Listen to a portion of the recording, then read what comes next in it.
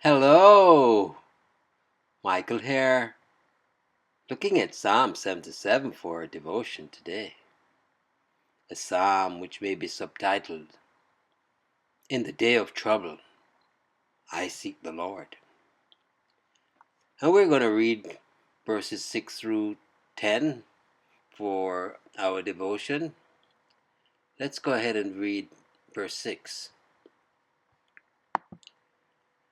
I call to remembrance my song in the night. I commune with mine own heart, and my spirit made diligent search. Verse 7. Will the Lord cast off forever, and will he be favourable no more? Verse 8. Is his mercy clean gone forever? Doth his promise fail forevermore? Verse 9. Hath God forgotten to be gracious? Hath he in anger shut up his tender mercies? Selah. And verse 10. And I said, This is my infirmity, but I will remember the years of the right hand of the Most High. And so as we turn to the treasure of David for the exposition, let's go ahead and read verse 6 again. I call to remembrance my song in the night. I commune with mine own heart, and my spirit made diligent search. And Spurgeon pens, I call to remembrance my song in the night. At other times his spirit had a song for the darkest hour, but now he could only recall the strain as a departed memory. Where is the harp which once thrilled sympathetically to the touch of those joyful fingers? My tongue, hast thou forgotten to praise? Hast thou no skill except in mournful ditties? Ah me, how sadly fallen am I! How lamentable that I, who like the nightingale could charm the night, am now fit comrade for the hooting owl. I commune with mine own heart. He did not cease from introspection, for he was resolved to find the bottom of his sorrow and trace it to its fountainhead. He made sure work of it by talking not with his mind only, but with his inmost heart. It was heart work with him. He was no idler, no melancholy trifler. He was up and at it, resolutely resolved that he would not tamely die of despair, but would fight for his hope to the last moment of life. And my spirit made diligent search.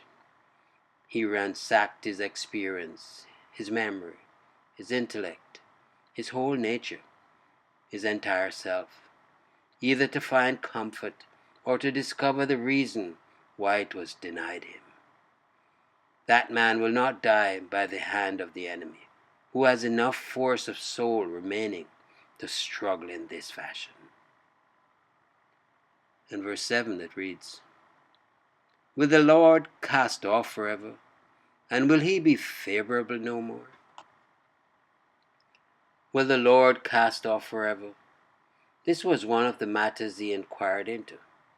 He painfully knew that the Lord might leave his people for a season, but his fear was that the time might be prolonged and have no close.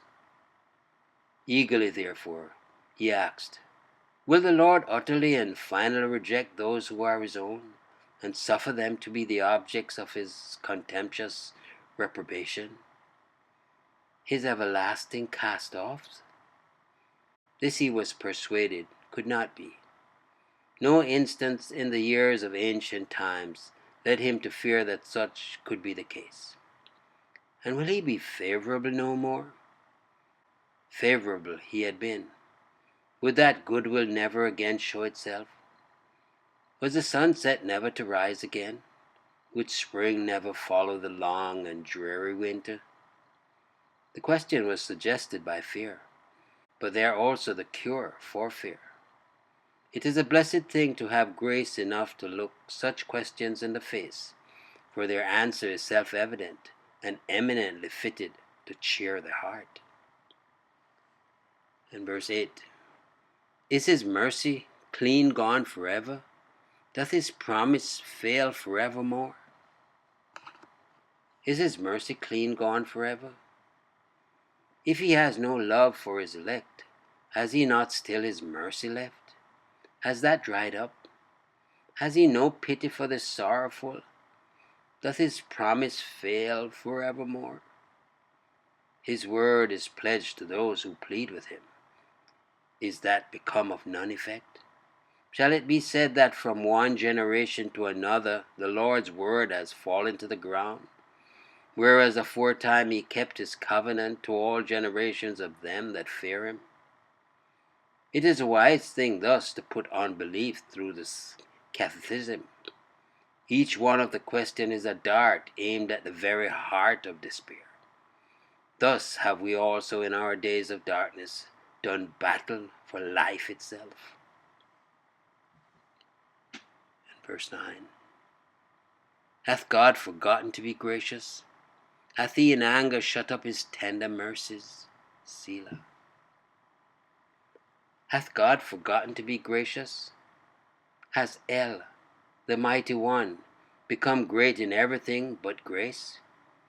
Does he know how to afflict but not how to uphold? Can he forget anything?